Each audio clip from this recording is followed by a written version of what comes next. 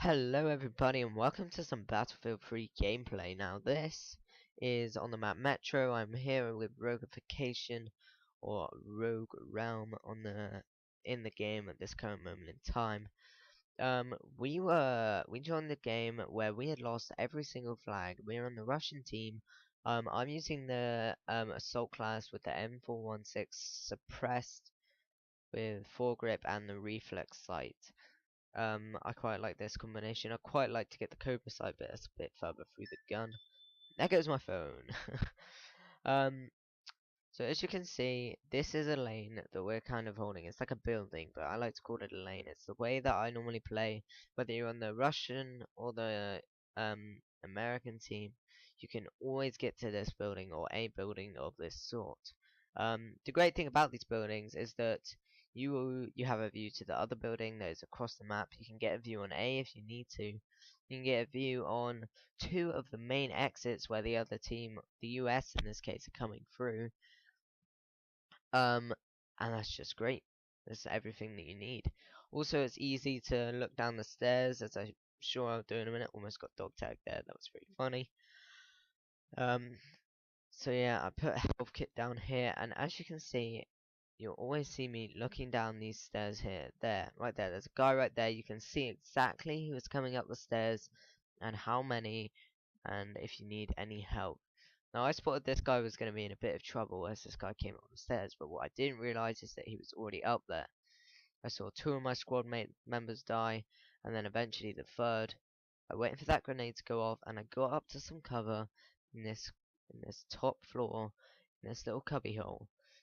Either of those two cubby holes are great. If your squad's down, they'll all just spawn back on you, and you've got more players back on the A flag and assisting you in holding the building. Rogue just got a pretty good dog tag there. He's screaming in the actual in-game comms, as they call them. And it's pretty funny. One problem with this kind of building is that you do get shot by RPGs and rocket launchers from the other side, which can get very annoying if you don't get it right. So I've been talking about pushing it from the Russian side of things. But if you're pushing from the US, you've got a lot more flags to go through. If you're in this position, most of the time, if we were down at the bottom, we would have pushed up on our left side, their right side. So if you're on the US team, really ideally you want to push the US's your view of the left side. The left side will take you in and around. You can get a great flank on the people on the right, and you can push through. You can get into that building on the left, and then take out a few more of the members. And then eventually, what you can do is push around into this building that we're in now, or the other one across the street. Now you're holding the A flag, in that case it's the US, and you're in a pretty strong position to push the Russian team back and get them into a area where they're pretty much spawn camped. As you can see here, we come very close to death, and I'm pretty sure we actually die here. We get the two revives, and they get rocket launched right there from that enemy in front of us. That can get pretty annoying, and most people were frustrated, especially Rogue. He was getting very pissed off in the end of this game for all the rocket launches, just from grenades flying through this window. So now your cubby holes aren't so clear, but you can still hold this cubby hole. Not many people can see you because you're a lot higher up. Yeah, so if you just continue to hold this building, as you can see right here, about half of the building is on the A flag. So you can be capping the A flag whilst pushing back the defense, but you're not really pushing them back. You're kind of just holding them off from pushing any further. Generally, it's hard to explain, but the Russian team, you want to hold them off. That's what the US are trying to do. They don't want them capping the B flag, because if we pushed out of this building, yes, we'll probably die a few times, but we would also be able to push through to B, and once you've got B, they're then in the same position as us. But to be fair, there's only about one lane that's really the main lane, and there's two other lanes that people will be able to push from the enemy team, and then the US end up being spawn camped. For the US, it's not so bad to be spawn camped because there are a lot easier ways out of it. and you can push more as a team, whereas with the Russians, you just end up with people sitting in your team, just sniping across, and you're not pushing forwards, and every time you do even try to push forwards, you're just gonna die. Now in situations like that where you're stuck in a corner, there's not much that you can do on here. It's a hard decision whether to go down there and upone.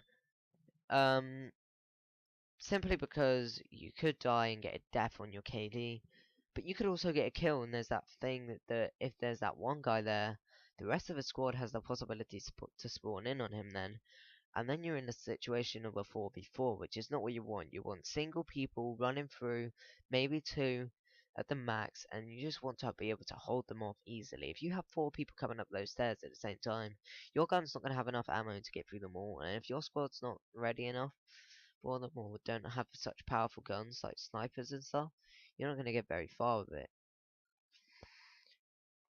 So as the game progresses forwards here, you keep racking up the kills, and your team is going to end up eventually pushing forwards.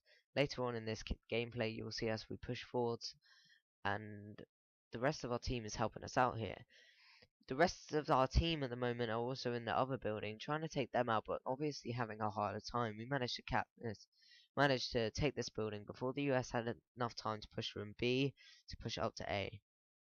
See, at this point, we have taken back the A flag, simply because of our mass people in those 2 buildings that are holding off and they're just simply being able to have the people on there. There's about 2 squads in the other building, there's our squad in this building, and we're just pushing up constantly, holding them off and killing them.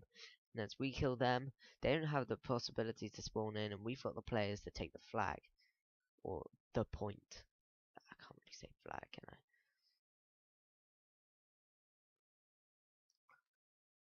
So now, as it gets through, you can see us. Daniel dies pushing through this side. So I push through this guy. I get the kill on him because I'm on the headshot, but he's got his squad members there, and it's the same as if they push through to us. We would take them out exactly like that. But as you can see, our whole squad got wiped out by that, and we had no one to spawn on. I spotted this guy here. 2 of my team members have died, and unfortunately, that guy was a bit of a wally and stopped right in front of me. So we've now got this building back, well I have, and my squad, once they die, are going to be spawning back on here. As you can see, one squad spawned in now, and the rest of them won't be very far off. Now what we're going to try and do now is I'm going to push down here, check that we're all clear. I see a teammate running up, and I'm going to push through. I'm going to try and take this one once again. As you can see, this guy lies down on the floor. We have a teammate on the floor already. I die there, but if you go back and look at that footage, you'll see that one of our teammates was lying on the floor as the enemies came up. Never do that to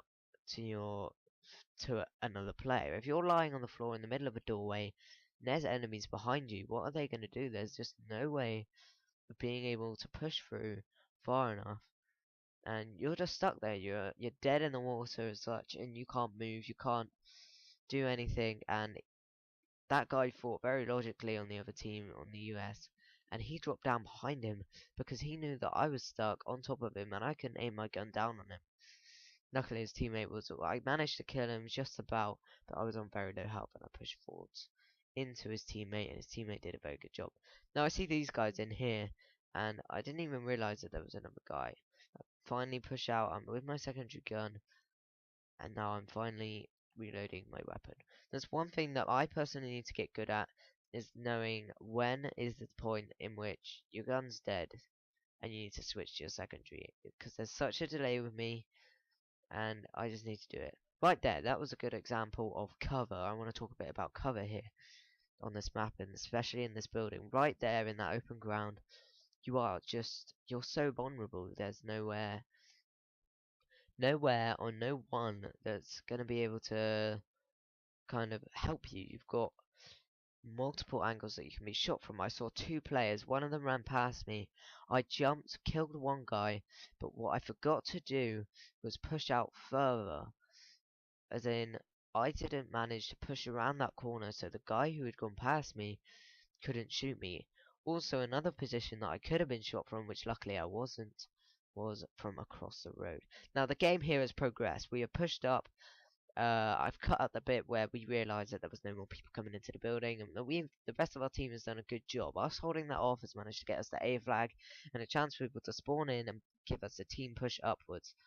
Now right here we are pushing. This is a little. I like to push our left side, the US's right side, because you can just pop your head around here, and the US are in a very vulnerable spot here.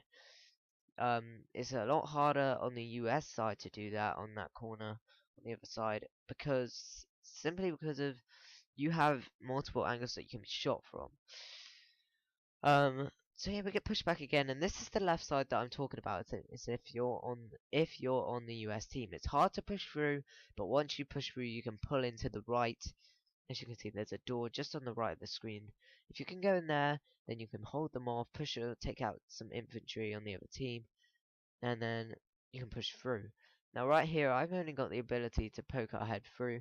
It's coming towards the end of the game, and we start hearing the music start, and it's the thing that me and Dan do. We hear the music, and we just kind of go YOLO swag. And we just run in, try and get as many kills as possible. Unfortunately, I die and don't have time to deploy in time to get any more kills. Anyway, thank you very much guys for watching. That's a great little lane that I like to play, and I just thought I'd let you know. Unfortunately, our team lost. We joined halfway through the game, and the US gave a very good battle. But luckily, we didn't get to a point where we got spawn camped, as we held those two buildings. Now, I hope this has been helpful commentary, guys. I've been NoHomo, and hopefully you guys enjoy it. Leave a like, comment definitely with your feedback on what you think of the series. Thank you very much. Goodbye.